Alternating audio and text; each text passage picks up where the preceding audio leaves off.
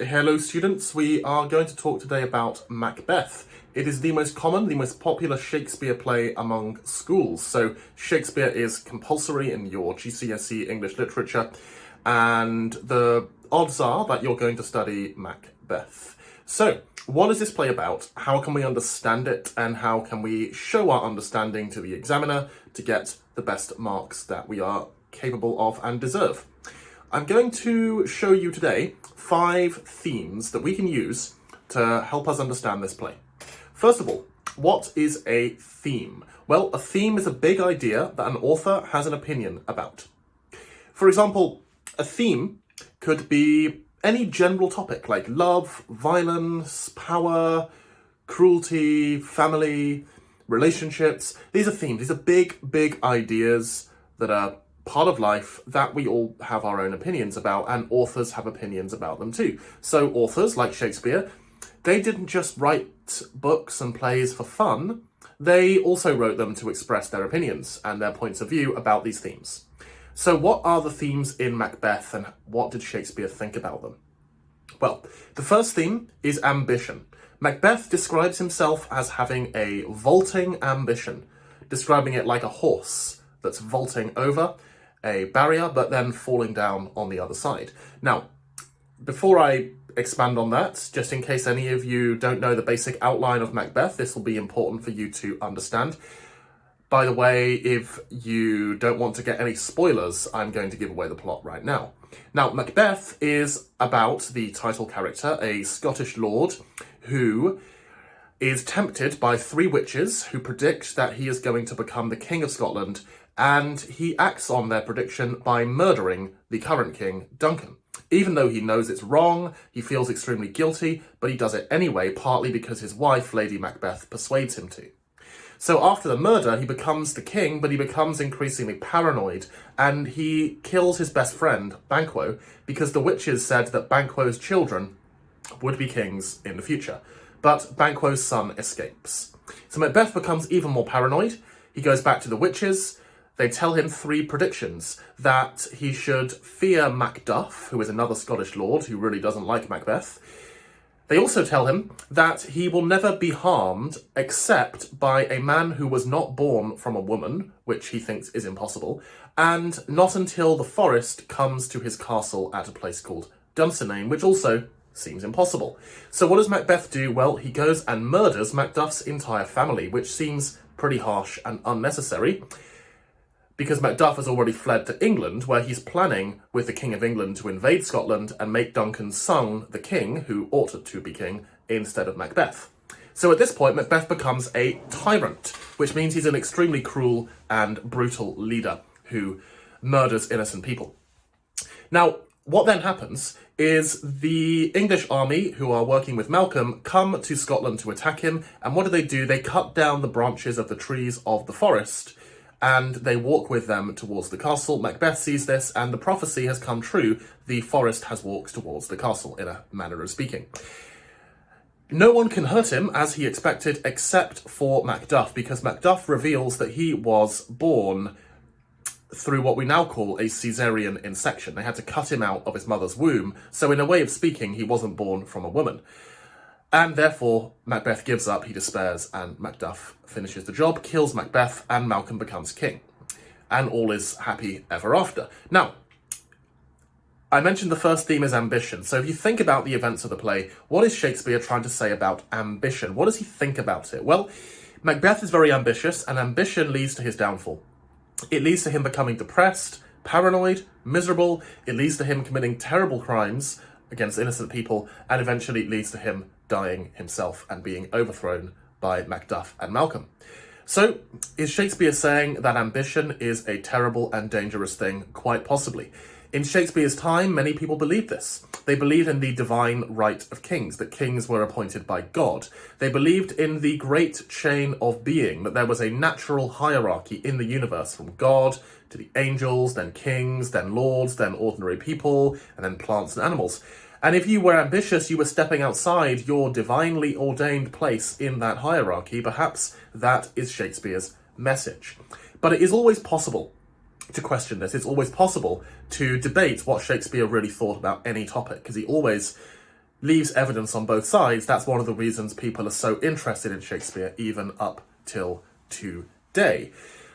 So, the second theme we're going to talk about is power and government. So what is it to have power and who should have power in society? Now, you might think, well, it's pretty simple. Macbeth is an evil character. He obviously does something wrong. Terrible things happen to him. So the message is that we should support the king and not kill him and not rebel.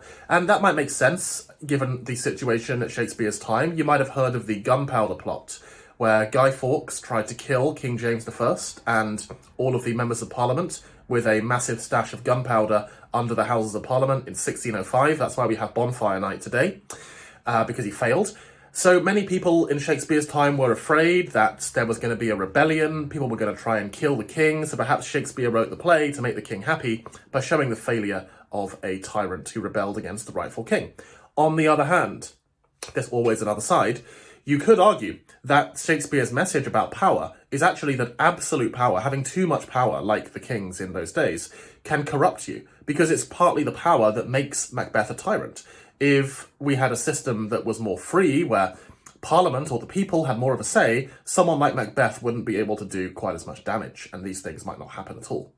So that's another interpretation of Shakespeare's message. Other people in the 1600s, when Shakespeare was writing, believed in this. And in fact, just 25 years, just over 25 years after Shakespeare wrote this play, we have the beginnings of the English Civil War between the king and Parliament. So there were definitely different viewpoints in society at this time. The third theme that you need to understand in Macbeth is gender, which means the relationships between men and women. And people are interested in this because of Lady Macbeth. So in those days, women were not expected or supposed to be powerful in society. They were supposed to do what their fathers said, and when they got married, do what their husbands said. Lady Macbeth isn't like that. She's very powerful, and she actually persuades or even manipulates Macbeth into killing Duncan. He doesn't want to. He actually wants to pull out because he realises how evil it would be, but she's the one who persuades him. So what does that say about women and gender? Well, it could say that Shakespeare supported the idea of women stepping outside the traditional boundaries of society and becoming more powerful and assertive. On the other hand, she's not exactly a good person. And when she denies her femininity, when she says things like, unsex me here so that she can commit murder, this is not exactly a positive portrayal of a woman rebelling against society. She's calling on her husband to commit the worst crime imaginable by killing the king. So you can again interpret it both ways.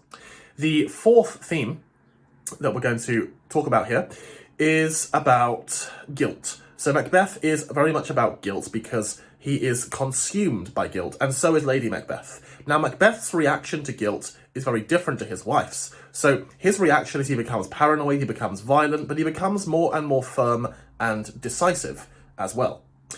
He says, the firstlings of my thoughts shall be the firstlings of my hand. So whatever he thinks of, he'll do. That's his reaction. Just become impulsive, forget about it, and don't worry. He also becomes pretty depressed and nihilistic, meaning he's lost all sense of hope in life. He says that life is a tale told by an idiot, full of sound and fury, signifying nothing. So he feels life's become meaningless because he's been consumed by his guilt and depression. Lady Macbeth, on the other hand, goes completely mad. She starts sleepwalking. She obsessively washes her hands, trying to clean out imaginary blood that represents her guilt. She famously says, out, out, damn spot, and is unable to recover. So guilt is shown as a destructive force here. On the other hand, there's also this sense that maybe the problem is Macbeth wasn't truly guilty. The other point of view would be, well, he should have repented and asked God to forgive him, which he always refused to do right till the end. So we talked about ambition, we talked about gender, power, and guilt. And the final theme here is violence. So you've already probably guessed, even if you haven't heard of anything to do with Macbeth before, it's a pretty violent play. It's all about killing, murder, battles, war, and atrocities. So, what does Shakespeare say about violence? Well, on the one hand, it can seem pretty negative, because Macbeth's an extremely violent person. He becomes a tyrant, murders women and children, so clearly that's a condemnation of violence. On the other hand, there are also positive portrayals of violence. At the start of the play, Macbeth is portrayed as a violent but also noble and courageous warrior fighting for the king on Duncan's side against the rebels. So, is there a sense in which violence can be a good thing if it is used for good? Also, it's violence that is used to defeat Macbeth. It's not exactly a peaceful ending, and Macduff brutally kills him, cuts off his head. So again, can violence also be used for good?